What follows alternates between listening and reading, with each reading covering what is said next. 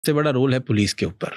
अब देखिए, फैक्ट आपको एक बात समझनी पड़ेगी कि आपके पास आपके ऊपर कोई भी घटना हुई राज भाई, तो सबसे पहले आप उसकी पुलिस कंप्लेन करोगे। पुलिस कंप्लेन करने के बाद पुलिस आपकी कंप्लेन को समझेगी, उसको लिखेगी, उसके बाद उसके ऊपर इन्वेस्टिगेशन होगा। अगर वो 7 साल से ज़्यादा पनिशमेंट वाला ऑफेंस है तो आपको अरेस्ट करेंगे, आप अंदर जाओगे, बेल रखोगे, XYZ। बट सबसे इंपॉर्टेंट जो चीज़ है राज भाई, वो है चार्जशीट।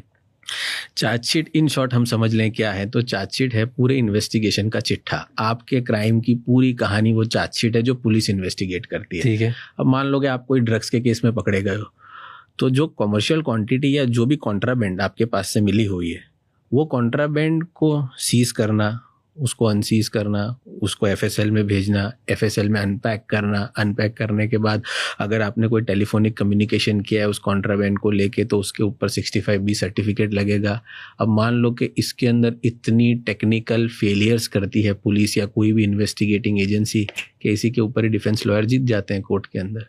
मैं मैक्सिमम बार ये देख चुका हूँ कि जो प्रोसीजर फॉलो करना होता है सिंपल, वही पुलिस नहीं कर पाती है या कोई भी इन्वेस्टिगेटिंग एजेंसी नहीं कर पाती, जिसका फायदा डिफेंस के लॉयर लेते हैं। बट कर पाती नहीं है कि करती नहीं है? अधिकतम करना नहीं चाहती और अधिकतम करती भी नहीं है। हम दोनों तरीके कह सकते हैं इसको। करना क्यों नहीं चाहती? बिकॉज इंसेंटिवाइज है कि कोई पैसे देगा और छूट जाएगा। नहीं, आप समझ लीजिए, आज के जो हमारा जो ज़माना है, इसमें पैसा ही सबसे इम्पोर्टेंट नहीं है।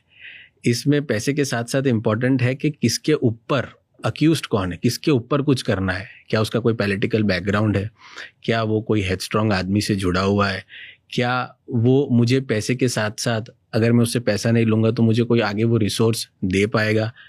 ऐसी बहुत सारी चीज़ें हैं जो पुलिस सोचती हैं, जो एक इन्वेस्टिगेशन के दायरे में आती हैं और उसके बाद पुलिस इन्वेस्टिगेट कि अगर बड़ा आदमी तो ऐसे ही छोड़ दो। बिल्कुल 100% मैंने देखा हुआ है सर, ये बिना पैसे के ही छोड़ दो, क्योंकि बड़ा आदमी कभी ना कभी काम आएगा। 100% सर, आपका FIR में नाम भी नहीं आएगा। अगर आप पावरफुल है, आप पोटेंशियल है, तो वो केस टर्न होता है, ये मैंने देखा हुआ है। तो पुलिस ना FIR में नाम लिखेगी?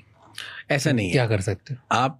अगर सीधा सीधा ऑफेंस करके आए हो तो आपके ऊपर FIR होने वाली। पर मान लीजिए कोई फाइनेंशियल फ्रॉड है, वो फाइनेंशियल फ्रॉड में आप एक कड़ी के, एक चेन के एक हिस्से हो। अब वो फ्रॉड है crore and crore of rupees में।